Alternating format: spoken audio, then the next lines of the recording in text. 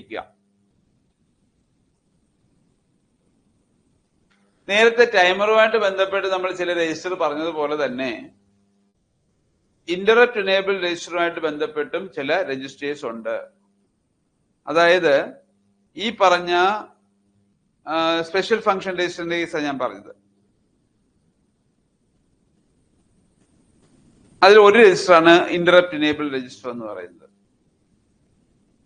Reset കഴിയുമ്പോൾ എല്ലാ ഇന്ററപ്റ്റും disable ആവും. നമുക്ക് ഇനേബിൾ ചെയ്യാനും ഈ ഇന്ററപ്റ്റ്സിനെ ഇനേബിൾ ചെയ്യാനും ഡിസേബിൾ ചെയ്യാനും പറ്റും. ഇവിടെ നോക്കിയേ, ഇത് EA എന്ന് പറയുന്നത് അത് 0 ആക്കുകയോ 1 ആക്കുകയോ ചെയ്യുന്നതിനനുസരിച്ച് അത് ഇനേബിൾ ചെയ്യാനും ഡിസേബിൾ ചെയ്യാനും പറ്റും. ഓക്കെ, ഇനി നോക്കുക, ET2 എന്ന് പറയുന്നത് ടൈമർ 2 ഓവർഫ്ലോ ഇന്ററപ്റ്റ്. അത് പറഞ്ഞ പോലെ ഇനേബിൾ ചെയ്യാനും ഡിസേബിൾ ചെയ്യാനും പറ്റും. അതായത് ഇത് ഇവൻ എന്ന് പറഞ്ഞാൽ എല്ലാത്തിനും ഒന്നിച്ച് ചെയ്യാനാ. ബാക്കി ഓരോ ഇതിപ്പം timer 2, timer 1, serial port, external interrupt 1, timer 0, അങ്ങനെ ഓരോന്നിനും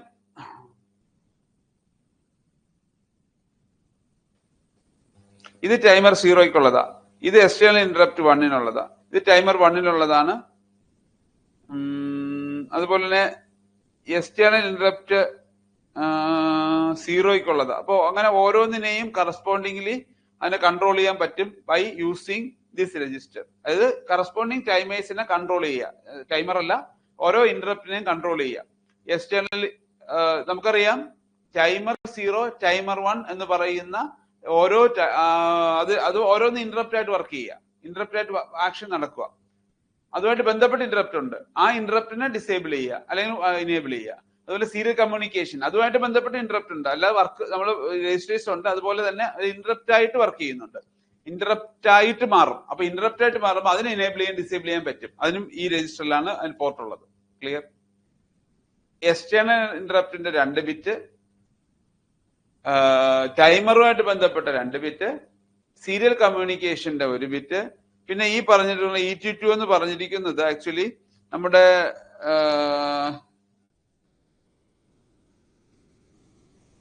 ഇത് നമ്മുടെ എൻഹാൻസ്ഡ് വേർഷനിലാണ് അത് വരുന്നത്, അല്ലെങ്കിൽ യൂസർ ഡിഫൈൻഡ് ആയിട്ട് അവിടെ നിൽക്കും. നോട്ട് ഇംപ്ലിമെന്റ്, നമ്മുടെ ഫീച്ചർ യൂസിന് വേണ്ടി മാറ്റി വെച്ചിരിക്കുക. അത് ആക്ച്വലി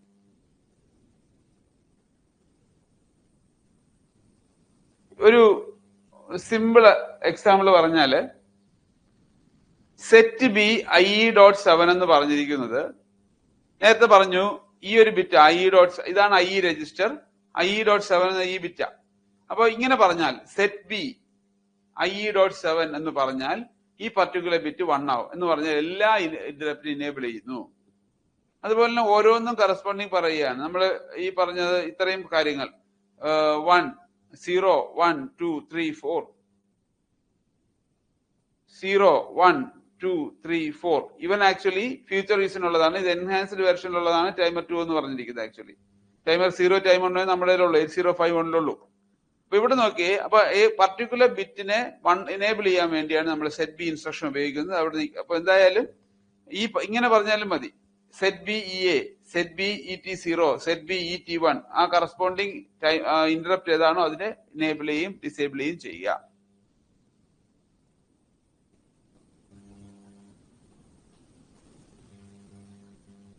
ഇനി ഒരു കാര്യം കൊണ്ട് പറയാം. നമുക്കറിയാം, നമ്മളൊരു ക്യൂ നമുക്കറിയാം. ഇപ്പോ ഒരു കൗണ്ടറിലോട്ട് 2 പേര് വരുന്നുണ്ട്, പക്ഷെ ആർക്ക് ആദ്യം കൊടുക്കുക എന്നുള്ളതിന് പ്രയോറിറ്റി ഉണ്ട്. ഇപ്പൊ 2 പേര് ഒന്നിച്ചു വന്നു കഴിഞ്ഞാൽ ആർക്ക് ഒരു പക്ഷേ സീനിയർ സിറ്റിസൺ ആയിട്ട് ഒരാൾ വന്ന് അയാൾക്ക് കൊടുക്കാം. അതേപോലെ തന്നെയാണ് 2 ഇന്ററപ്റ്റ് സോഴ്സസ് ഒരേ സമയം ഇന്ററപ്റ്റ് ചെയ്താൽ അതിന് പ്രയോറിറ്റി വെച്ചിട്ടുണ്ട്. അതിന്റെ ഓർഡർ ഞാൻ പറയാൻ പോകുന്നത്. അതായത് ഈ ഒരു ഓർഡറിലാണ് ഇത് വന്നിരിക്കുന്നത്, പക്ഷെ റീസെറ്റിനാണ് ഹയസ്റ്റ് പ്രയോറിറ്റി. ഇപ്പോ external interrupt 0, timer interrupt 0, external interrupt 1, timer interrupt 1, serial communication. ഇതാണ് ഡിഫോൾട്ട് ആയിട്ടുള്ള പ്രയോറിറ്റി ഓർഡർ എന്ന് പറയുന്നത്. അപ്പോ എന്തായാലും ഹയസ്റ്റ് പ്രയോറിറ്റിക്ക് ആദ്യം സർവീസ് ചെയ്യത്തുള്ളൂ. പക്ഷേ നമ്മുടെ റീസെറ്റ് ആണ് ഏറ്റവും പ്രയോറിറ്റി കൂടിയ രജിസ്റ്റർ എന്ന് പറയുന്നത്, ഇന്ററപ്റ്റ് എന്ന് പറയുന്നത്. ഇന്ററപ്റ്റ് പ്രയോറിറ്റി രജിസ്റ്റർ എന്ന് പറയുന്നത് ഈ പറഞ്ഞതുപോലെ തന്നെ നമ്മൾ നേരത്തെ പറഞ്ഞു പ്രയോറിറ്റി ഉണ്ടെന്ന് പറഞ്ഞു.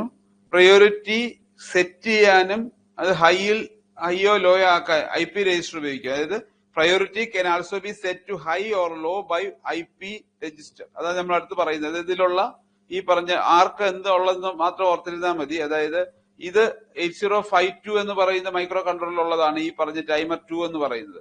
ബാക്കിയുള്ള നോക്കുക.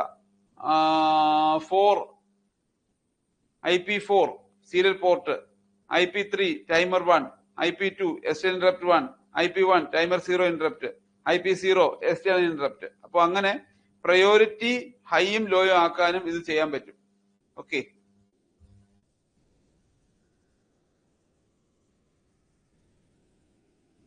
ന് 2 STL interrupts ഉണ്ടെന്ന് പറഞ്ഞു. അതിന്റെ പിന്നെ കറസ്പോണ്ടിങ് അത് ജസ്റ്റ് ഓർത്തിരിക്കുക.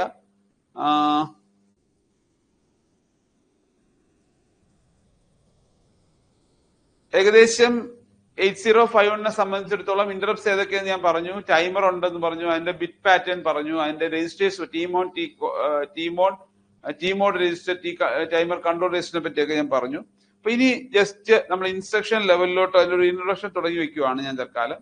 അഡ്രസ്സിംഗ് മോഡ്സ് ഓഫ് 8051 എന്ന് പറയുന്നത് എന്താണ്, അല്ലെങ്കിൽ 8051ന്റെ ഇൻസ്ട്രക്ഷൻ സെറ്റ് നമ്മൾ കുറച്ച് ബൈഹാർട്ടിൽ ആക്ച്വലി നല്ലോണം പഠിക്കേണ്ടി വരും. ഇൻസ്ട്രക്ഷൻ സെറ്റ് വെച്ചുള്ള പ്രോഗ്രാംസ് ഒക്കെ ഈവൻ നമ്മൾ മറ്റ് ടെസ്റ്റുകൾക്ക് പോലും ചോദിക്കുകയാണ്. ഈ ട്രേഡ്സ്മാൻ ജൂനിയർ ഇൻസ്ട്രക്ടറിനൊക്കെ പോലും 8051ന്റെ പ്രോഗ്രാം, ഒരു പർട്ടിക്കുലർ പ്രോഗ്രാം എക്സിക്യൂട്ട് ചെയ്യുന്ന സമയത്ത് അതിന്റെ റിസൾട്ട് എന്താണ് എന്നുള്ള രീതിയിലുള്ള ചോദ്യങ്ങൾ ഒത്തിരി നമ്മുടെ PSC ക്വസ്റ്റ്യൻ പേപ്പറിൽ വരുന്നുണ്ട്. അതുകൊണ്ട് തന്നെ നമ്മൾ ഇത് കുറച്ചും കൂടെ ഡീപ്പായിട്ടുള്ള ക്വസ്റ്റ്യൻസ് പ്രതീക്ഷിക്കുക. അപ്പൊ നല്ലവണ്ണം ഇൻസ്ട്രക്ഷൻസ് പഠിക്കുക, ഇൻസ്ട്രക്ഷൻ സെറ്റ് പഠിക്കുക. അപ്പൊ ഞാനൊരു എന്തൊക്കെ modes of operation addressing modes ഉണ്ട് എന്നുള്ളത് പറഞ്ഞ് നിർത്താം. അപ്പോ ഏറ്റവും പ്രധാനം അതിന്റെ കൂടെ ചേർത്ത് വെച്ചുകൊണ്ട് കുറച്ച് ഇൻസ്ട്രക്ഷൻസും കൂടെ പറഞ്ഞു പോകാൻ തോന്നുന്നു. പ്രധാനമായിട്ടുള്ള അഡ്രസ്സിംഗ് മോഡ്സ് എങ്ങനെയാണ് നമ്മൾ 8051 ഇതിനെ അഡ്രസ് ചെയ്യുന്നുള്ളത്. ഓക്കെ, നമുക്കറിയാം 8051 ഏതൊരു മൈക്രോ കൺട്രോളറിലായാലും പല capacity bit 1 byte instruction, 2 byte instruction ഒക്കെ ഉണ്ടാവും, കുറെ 3 ബൈറ്റ് ഇൻസ്ട്രക്ഷൻ ഉണ്ട്. അതുപോലെ ഇവിടെ ഉണ്ട്. അപ്പോ ഓപ്കോഡ്, ഓപ്പറന്റ് എന്ന് 2 ടേം നിങ്ങൾക്ക് ഫെമിലിയർ ആയിരിക്കണം. ഓപ്കോഡ് എന്താണ്, ഓപ്പറന്റ് എന്താണ്. അപ്പോ നമ്മളിപ്പോ മൂവ് R0,05 ഈ പറഞ്ഞ മൂവ് R0 എന്ന് പറയുന്നതിന് കറസ്പോണ്ടിങ് ഒരു ഹെക്സാഡെസിമൽ കോഡ് ഉണ്ട്. അതാണ് ഓപ്പ് കോഡ് എന്ന് പറയുന്നത്. അതുമായിട്ട് ചേർത്ത് നമ്മൾ എന്ത് ചെയ്യാം, അതിന്റെ കൂടെ ഒരു ഡേറ്റയും കൂടെ ചേർന്ന് വരും. ഓപ്പ് കോഡ് എന്ന് പറയുന്നത് എപ്പോഴും ഹെക്സാഡെസിമൽ കോഡാന്ന് പറഞ്ഞാൽ അതൊരു 8 ബിറ്റ് ഡേറ്റയാണ്.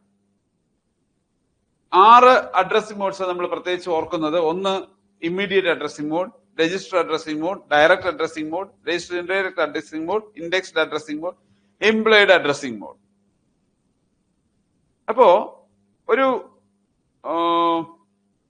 ഡേറ്റ ഇൻസ്ട്രക്ഷനിൽ തന്നെ തന്നിട്ടുണ്ടെങ്കിൽ അതിന്റെ ആ അഡ്രസ്സിംഗ് മോഡിനെയാണ് നമ്മൾ ഇമ്മീഡിയറ്റ് അഡ്രസ്സിംഗ് മോഡ് എന്ന് പറയുന്നത്. ഇത് ഈ ഒരു ഇൻസ്ട്രക്ഷൻ കൂടെ പറയാം ഞാന്. ഇപ്പോ മൂവ് R1,05. ഇതിന്റെ അർത്ഥം R1 എന്ന് പറയുന്ന രജിസ്റ്ററിലോട്ട് 05 എന്ന് പറയുന്ന ഡേറ്റ ലോഡ് ചെയ്യാണ്. ഹാഷ് സിമ്പൽ ആണ് അവിടെ ഇമ്മീഡിയറ്റ് അഡ്രസ്സിംഗ് മോഡ് ആക്കാൻ വേണ്ടി സഹായിക്കുന്നത്. അതായത് ഹാഷ് സിമ്പൽ ഉണ്ടെങ്കിൽ അതിന്റെ അർത്ഥം ഇമ്മീഡിയറ്റ് അഡ്രസ്സിംഗ് മോഡ് എന്ന്. അവിടെ ഡേറ്റ കൊടുത്തിരിക്കുക. ഈ 05 ആയിട്ട് ഹാഷുമായിട്ട് ചേർന്ന് വരുന്നത് ഡേറ്റയാണ്. Move R3,45. 45 എന്ന് പറയുന്ന ഡേറ്റ R3ലോട്ട് ലോഡ് ചെയ്യുന്നു. That is immediate addressing mode. Data direct ആയിട്ട് തന്നിട്ടുണ്ട്. രണ്ടാമതൊരു അഡ്രസ്സിംഗ് മോഡാണ് രജിസ്റ്റർ അഡ്രസ്സിംഗ് മോഡ്. ഈ പ്രോഗ്രാം ഇത് നോക്കാം. മൂവ് A,R5 എന്ന് പറഞ്ഞിരിക്കുന്നു. Move A,R5. A,R5 എന്ന് പറയുന്നത് എന്താണ്, അക്യുമുലേറ്ററിലുള്ള ഡേറ്റ, അതായത് അക്യുമുലേറ്ററിലോട്ട് R5ന്റെ അകത്തുള്ള ഡേറ്റ ലോഡ് ചെയ്യുന്നു. ശ്രദ്ധിക്കണേ, നമ്മള് പ്രോഗ്രാം ഇതിന്റെ ഇൻസ്ട്രക്ഷൻസിലുള്ള ഇത് ആദ്യം കാണുന്നത് ഡെസ്റ്റിനേഷനും രണ്ടാമത് കാണുന്നത് സോഴ്സുമാണ്.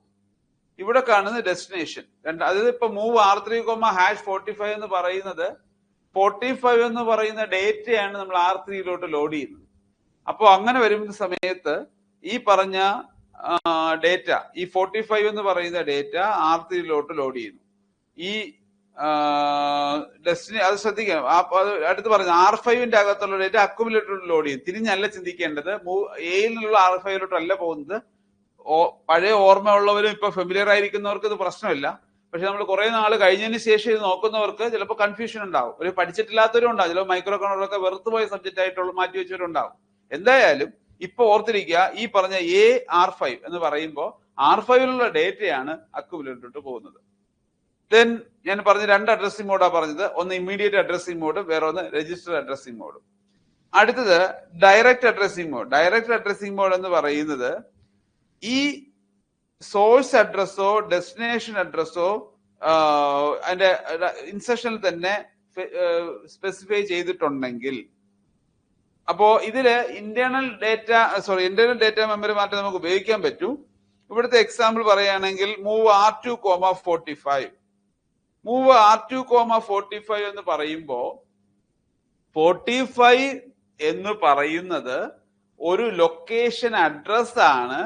അവന്റെ അകത്തുള്ള ഡേറ്റ R2 മൂവ് ചെയ്യുന്നു. ഇവിടെ ഞാൻ പറയാൻ കാരണം, നമ്മൾ അഡ്രസ്സിംഗ് മോഡാണല്ലോ പറയുന്നത്, അതുകൊണ്ട് തന്നെ ഇത് ഡയറക്റ്റ് ആയിട്ട് അഡ്രസ് പറഞ്ഞിരിക്കുന്നത് കൊണ്ട്, since the address is given directly, it is direct addressing mode. Address direct ആയിട്ട് തന്നിരിക്കുന്നത് കൊണ്ട് അത് അഡ്രസ്സിംഗ് മോഡ്, ഡയറക്റ്റ് അഡ്രസ്സിംഗ് മോഡാണ്. നിങ്ങൾക്ക് അങ്ങ് ചോദ്യം വരാം, എങ്ങനെയാണ് ഇത് ഡയറക്റ്റ് അഡ്രസ് ആണെന്ന് മനസ്സിലാക്കുക? ഒരു സിമ്പലും ഇല്ലല്ലോ ഇവിടെ, അതുകൊണ്ട് തന്നെ അത് ഡയറക്റ്റ് ആയിട്ട് അഡ്രസ് ആണ്. 45 എന്ന് പറയുന്ന അഡ്രസ് ആണ്. അത് അങ്ങനെ അഡ്രസ് ഉള്ള ഒരു ലൊക്കേഷൻ ഉണ്ട്. ആ ലൊക്കേഷന്റെ അകത്തുള്ള ഡേറ്റ R2 എന്ന് പറയുന്ന രജിസ്റ്ററിലോട്ട് ലോഡ് ചെയ്യാണ് ഈ ഇൻസ്ട്രക്ഷൻ അനുസരിച്ച്. 45 എന്ന് പറയുന്ന അഡ്രസ് ഡയറക്ട്ലി തന്നിരിക്കുന്നത് കൊണ്ട് ഇറ്റ് ഈസ് എന്താ ഡയറക്റ്റ് അഡ്രസ്സിംഗ് മോഡ്. ഒരു സിമ്പിൾ ആയിട്ട് പറഞ്ഞാൽ ഞാൻ 2 ഇൻസ്ട്രക്ഷൻ ഇവിടെ എഴുതുക. Move R2, #45. Move R2, 45. ഒരു വ്യത്യാസം ഇവിടെ ഉള്ളൂ, ഹാഷിന്റെ വ്യത്യാസം. ഇതിന്റെ വർക്കിങ്ങിൽ നടക്കുന്ന വ്യത്യാസം നിങ്ങൾ അറിയണം. ഒന്നാമത്തത്, രണ്ടാമത്തത്. ഞാനൊരു ചാറ്റ് ബോക്സിലോട്ട് വരികയാണ്. നിങ്ങളുടെ ഡൗട്ട് ഉണ്ടോ? എന്തായാലും പറയാം. 45 എന്ന് പറയുന്ന ഡേറ്റയാണ് ഇവിടെ R2 വരുന്നത്. ഇത് 45 അകത്തുള്ള വാല്യൂ ആണ് R2 വരുന്നത്. ഹാഷ് ഉണ്ടെങ്കിൽ it is immediate addressing mode. Next is register indirect addressing mode. ഇവിടെ രജിസ്റ്റർ ഇൻഡയറക്റ്റ് എന്ന് പറയുമ്പോൾ അവിടെ, അല്ലെങ്കിൽ ഇൻഡയറക്റ്റ് അഡ്രസ്സിംഗ് മോഡ് എന്ന് പറയുമ്പോൾ രജിസ്റ്ററിന്റെ അകത്ത് നമ്മളൊരു അഡ്രസ് സ്റ്റോർ ചെയ്യുക. ഇപ്പോൾ source or destination address even in the register, internal resident address can be access. അതായത് R0, R1 മാത്രമേ നമുക്ക് 8 ബിറ്റ് ഇങ്ങനെ അഡ്രസ് ചെയ്യാൻ പറ്റത്തുള്ളൂ. മൂവ് @R1, 80H എന്ന് പറഞ്ഞാൽ R1 എന്ന് പറയുന്ന രജിസ്റ്ററിന്റെ അകത്ത് ഒരു വാല്യൂ ഉണ്ടാവും. ഒരു ഫോർ എക്സാമ്പിൾ ഒരു 23 ആണെന്ന് വിചാരിക്കുക.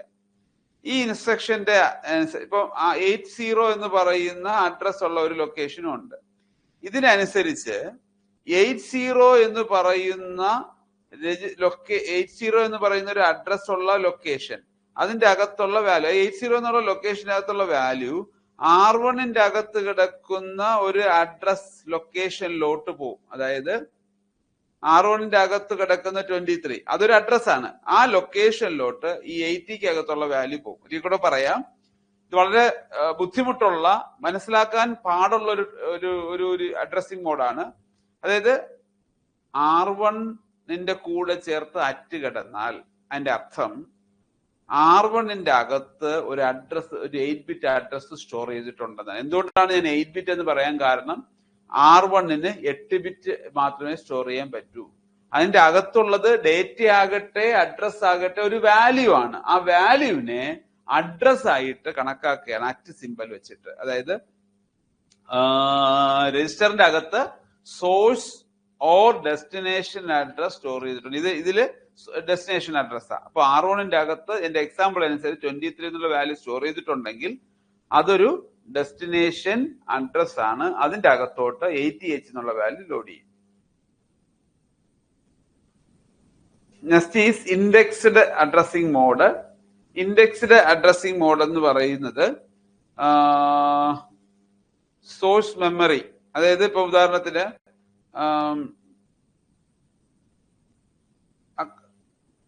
അക്യുമുലേറ്ററിന്റെ അകത്ത്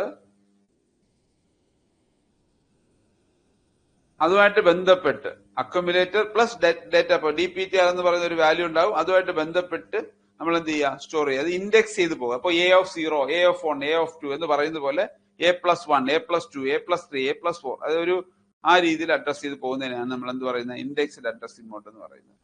ദെൻ അതുപോലെ തന്നെ ഓപ്പറന്റ് ഒന്നും ഇല്ല എങ്കിൽ, സിംഗിൾ ഓപ്പറന്റ് ആണെങ്കിൽ that is implied addressing. Clear എന്ന് തോന്നുന്നു.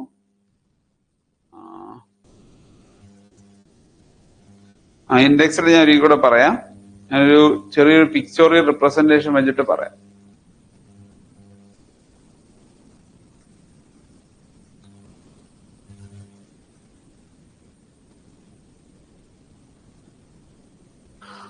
ഒരു സിമ്പിൾ എക്സാമ്പിൾ ഇതാണ്. നമ്മുടെ instruction move C A, @A+DPTR.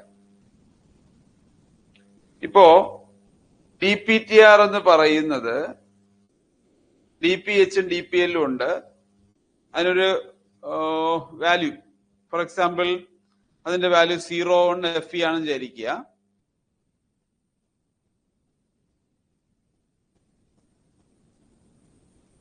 അക്യുമുലേറ്ററുള്ള data 02 ആണ്. എക്സാമ്പിൾ പറഞ്ഞിരിക്കുക 02 ആണ്. അക്യുമുലേറ്ററിന്റെ അകത്തുള്ളത്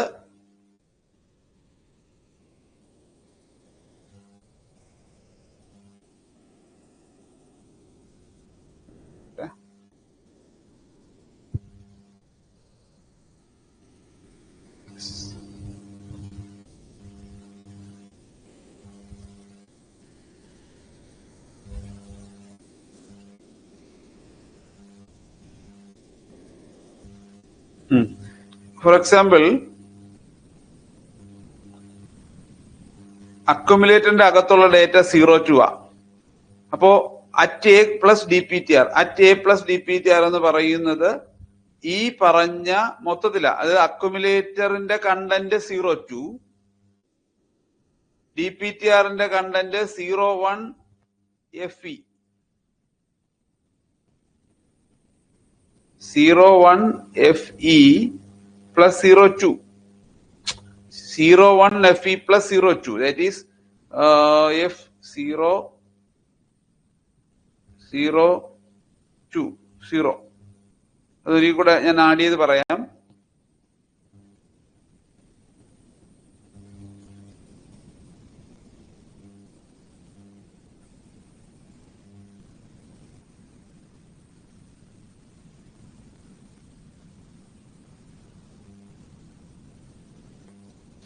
ഇതിലോട്ട് നോക്കി, ഇൻസ്ട്രക്ഷൻ ഇതാണ്. അപ്പൊ അതിൽ തന്നെ നമ്മൾ ഉദ്ദേശിക്കുന്നത് A+DPTR എന്ന് പറയുന്ന ഒരു അഡ്രസ്സിന്റെ അകത്തുള്ള വാല്യൂ എയിലോട്ട് പോകുന്ന ആളാണ്. അപ്പൊ A എന്ന് പറയുന്നതും DPTRും കൂടെ ചേർന്ന് നമ്മൾ എന്ത് ചെയ്യുക, ഒരു അഡ്രസ് പറയുക. അതായത് നമ്മളൊരു ഇൻഡെക്സ് ചെയ്യുക. അതായത് എക്കകത്തുള്ള വാല്യൂ ഇൻ ദ സെൻസ് എക്കകത്തുള്ള 02 എന്നുള്ള വാല്യൂവും DPTR എന്നത് 01 FE 01 FE. പേപ്പർ ഉണ്ടെങ്കിൽ ഒന്ന് പേപ്പർ എടുത്ത് എഴുതി നോക്കുക. ദെൻ 02 E+2 എന്ന് പറയുന്നതിന്റെ E+2 എന്ന് പറയുന്നത് E കഴിഞ്ഞിട്ട് F10, ദെൻ 0 ഇവിടെ എഴുതി, ഞാൻ 1 മുകളിൽ എഴുതി. F+1 again 10. F കഴിഞ്ഞാൽ അടുത്ത വാല്യൂ 10 ആണ്. നമുക്ക് അറിയാമല്ലോ 0 1 2 3 4 5 6 7 8 9 ABCDEF. F കഴിഞ്ഞിട്ട് അടുത്ത് 10 ആണ്. അപ്പോ ആ രീതിയിൽ ഇതും 0 ഒന്ന് ഒരു ക്യാരി ഉണ്ട്. അത് 1 + 1 2 0. അപ്പൊ 0 2 0 0 എന്ന് പറയുന്ന വാല്യൂ ആണ് ഇത് രണ്ടും കൂടെ കൂട്ടുമ്പോൾ കിട്ടുന്നത്. അതായത് ഈ എക്സാമ്പിൾ അനുസരിച്ച് 0 0 കൂടെ കൂട്ടുമ്പോൾ കിട്ടുന്നത്. ആ കിട്ടിയ അങ്ങനെയാണ് 0200 കിട്ടിയത്. ആ 0200 വാല്യൂ അതാ ഉദ്ദേശിച്ചത്. അതായത് A+DPTR ആ ഒരു A+DPTR എന്ന് പറയുന്നത് 0200 ആ ലൊക്കേഷന്റെ അകത്തുള്ള വാല്യൂ ഡേറ്റ അവനെ അക്യുമുലേറ്ററിലോട്ട് കൊണ്ടുവരിക. അതായത് ഡേറ്റ ഇവിടെ കൊണ്ടുവന്നു. ക്ലിയർ ആയോ?